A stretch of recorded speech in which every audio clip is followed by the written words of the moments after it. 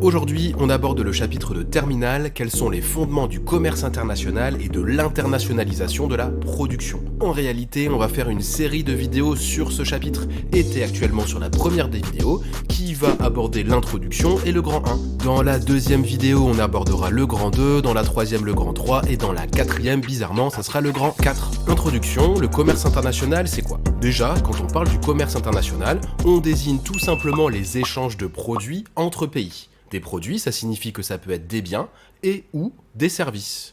Les échanges commerciaux entre pays ont toujours existé. On s'échangeait de l'alimentation, des épices, du tissu, des pierres précieuses, etc., etc.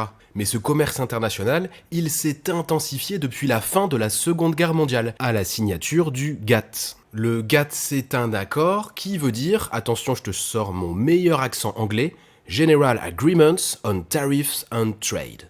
Et ça a été signé en 1947.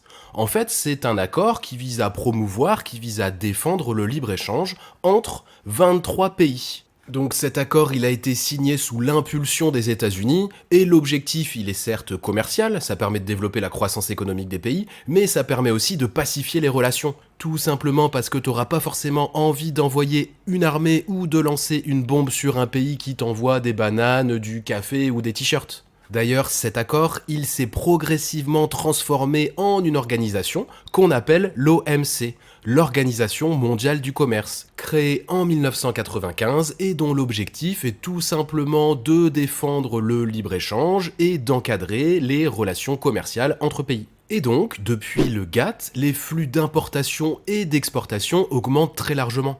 Mais c'est quoi une importation et c'est quoi une exportation? Une importation désigne le fait de recevoir un produit qui a été fabriqué dans un autre pays.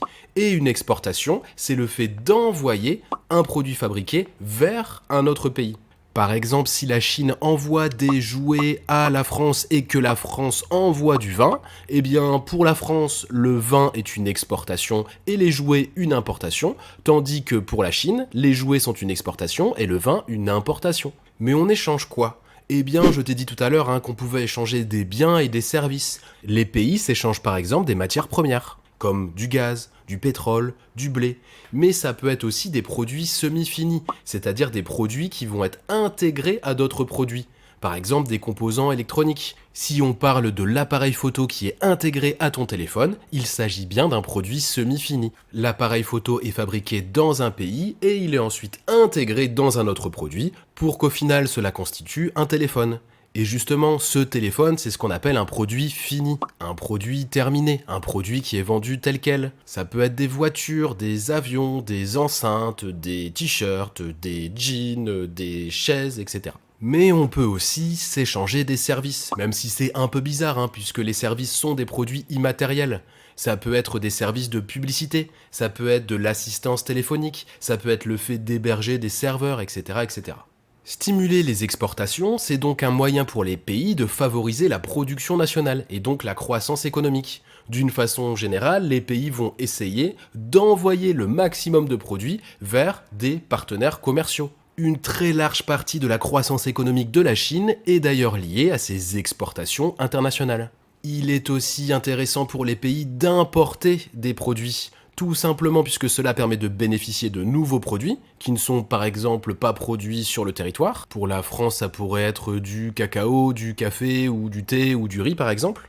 Mais ça permet aussi de bénéficier de produits moins chers. Si on importe des t-shirts de Chine ou de Taïwan ou du Bangladesh, c'est pas pour rien. C'est parce que le coût de production est ridicule et le prix de vente est faible, comparé à un t-shirt fabriqué en France. Je suppose que si tu achètes chez Primark, Kiabi ou même Decathlon, eh bien tu te rends bien compte que ces produits ne peuvent pas être du made in France, sinon ils seraient proposés bien plus cher. Et justement, pour mesurer cette balance entre les importations et les exportations, les experts font un calcul.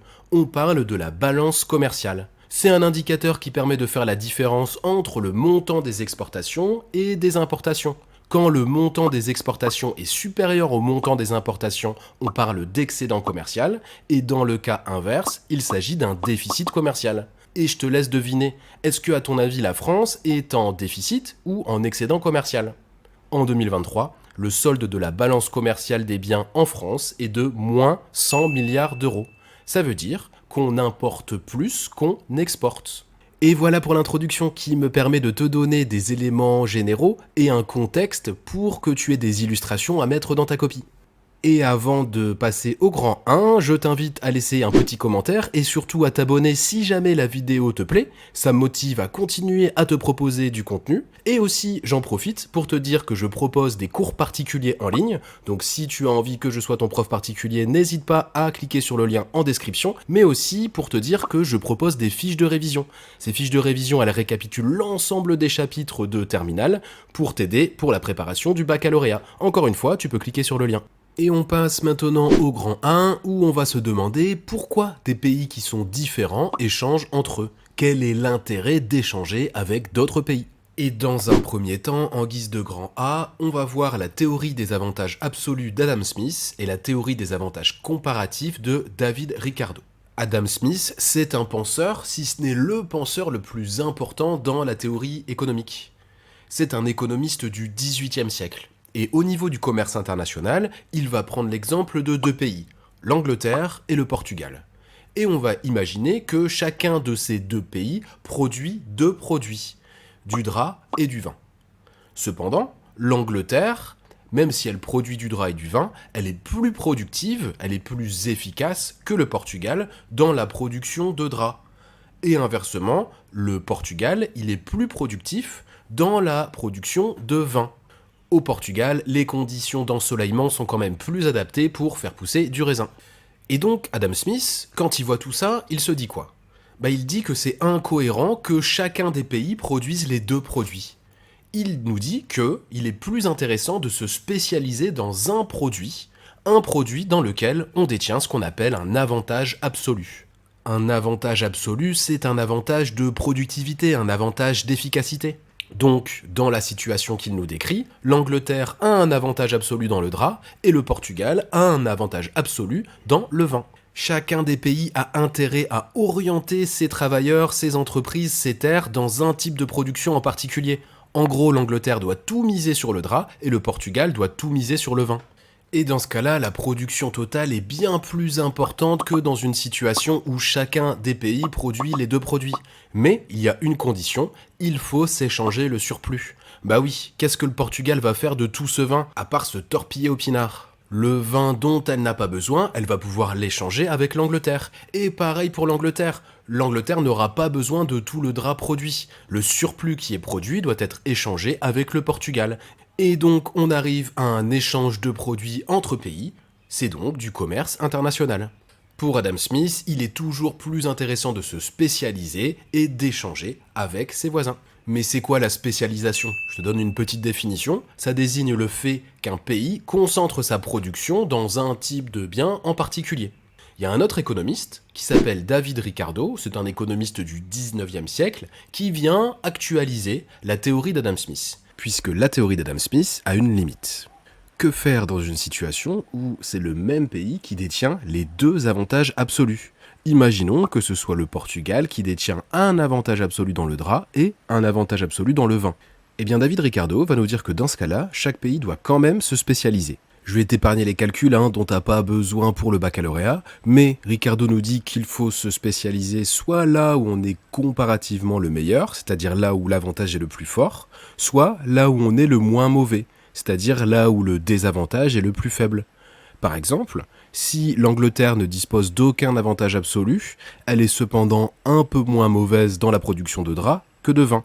Donc l'Angleterre dispose d'un avantage comparatif dans le drap, et le Portugal dispose d'un avantage comparatif dans le vin. Bref, ce que tu dois savoir expliquer pour le baccalauréat, c'est qu'un pays a toujours intérêt à concentrer son activité et ses exportations autour de certaines branches, que ce soit avec la théorie des avantages absolus d'Adam Smith ou la théorie des avantages comparatifs de David Ricardo, il faut toujours se spécialiser et échanger le surplus. Donc dans cette première partie, on a expliqué pourquoi des pays différents en termes d'avantages absolus et d'avantages comparatifs ont intérêt à se spécialiser et à échanger. On va continuer en expliquant comment les dotations factorielles expliquent le commerce international. Dans la continuité du modèle traditionnel de Smith et de Ricardo, il y a un autre modèle, le modèle HOS. HOS, ça veut dire quoi? C'est simplement le nom des trois économistes, Heckscher, Olin et Samuelson. Et ces 3 économistes, ils vont démontrer que le pays doit se spécialiser en fonction de ses dotations factorielles. Mais c'est quoi une dotation factorielle ? En fait, une dotation factorielle, ça correspond à la quantité et à la part d'un facteur de production dans un pays. Normalement, tu connais les 2 facteurs de production, hein. Il y a le facteur travail et le facteur capital. Eh bien, il s'avère qu'il y a des pays qui sont plus abondamment dotés en facteur travail et un peu moins en facteur capital, et inversement, des pays qui sont fortement dotés en facteur capital et moins en facteur travail. Si on s'intéresse à des pays comme l'Inde ou comme le Bangladesh, eh bien on se rend compte que ce sont des pays qui disposent de très nombreux travailleurs. Ils sont des milliards. Ce sont des travailleurs qui sont assez souvent peu qualifiés et, entre guillemets, bon marché. Ces pays ont donc tout intérêt à se spécialiser dans des productions qui sont intensives en facteur travail, des productions qui nécessitent beaucoup de facteurs travail. Ça peut être le cas de la confection de vêtements. Inversement, la France est mieux dotée au niveau du facteur capital. Ça ne veut pas dire qu'il n'y a aucun facteur travail, bien évidemment. Simplement, la France dispose de nombreuses machines, entrepôts, usines, de nombreuses infrastructures qui permettent de fabriquer d'autres types de produits. Et donc, la France a intérêt à se spécialiser dans des productions intensives en facteur capital. Et c'est ce qu'on fait. C'est le cas avec la production des voitures comme Renault ou Peugeot, ou même dans l'aéronautique avec Airbus. Le 3e aspect à développer, pour expliquer pourquoi des pays différents échangent entre eux, c'est les dotations technologiques. En effet, les dotations technologiques expliquent dans une large mesure les spécialisations internationales. En effet, les différences en termes d'avancées technologiques permettent de mieux comprendre les échanges. Ces avancées technologiques sont à l'origine d'avantages. Fabriquer un produit innovant, ça nécessite de maîtriser des technologies avancées.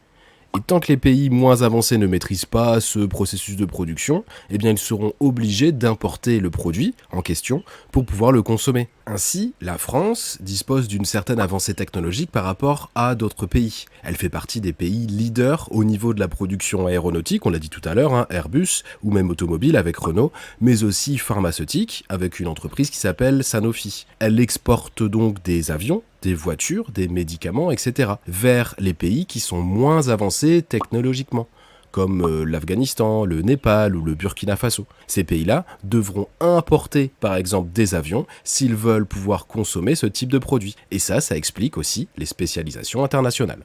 Je te donne la définition d'une dotation technologique que tu pourras réutiliser en interro ou bien au baccalauréat. Une dotation technologique, ça désigne le niveau de progrès technique maîtrisé dans le pays. Allez, on se fait un petit récap rapide de ce qu'on a vu dans cette vidéo. Et dans ce cadre-là, je t'invite à bien comprendre la structure du chapitre, les arguments principaux. C'est comme ça que tu arriveras à bien comprendre ce qu'on attend de toi en DS ou au baccalauréat. Donc en introduction, on a vu ce qu'était le commerce international et on a dit que ça se caractérisait par des flux d'importation et d'exportation entre pays. Ce sont des échanges commerciaux, des échanges de produits entre pays. Puis on a abordé la première partie. Et dans cette partie, on a expliqué pourquoi des pays qui sont différents échangent entre eux. Et les pays peuvent être différents à 3 niveaux spécifiques. Ils peuvent être différents au niveau des avantages absolus et au niveau des avantages comparatifs. Ça, ce sont les théories traditionnelles d'Adam Smith et de David Ricardo qui expliquent que les pays ont tout intérêt à se spécialiser dans les productions dans lesquelles ils sont les plus productifs et d'échanger ensuite le surplus. Le modèle HOS viendra compléter cette analyse puisque les pays sont différents en termes de dotation factorielle. On distingue le facteur travail et le facteur capital, donc on peut être plus ou moins bien doté en facteur travail ou en facteur capital. Les pays qui sont bien dotés en facteur travail doivent se spécialiser dans des productions intensives en facteur travail, et les pays qui sont mieux dotés en facteur capital doivent se spécialiser dans des productions intensives en facteur capital, qui nécessitent beaucoup de facteurs capital pour être produits. Et finalement, les pays différents en termes de dotation technologique échangent aussi entre eux. En fonction du niveau d'avancée technologique, certains pays vont être exportateurs de produits, tandis que d'autres pays vont être importateurs de produits technologiques.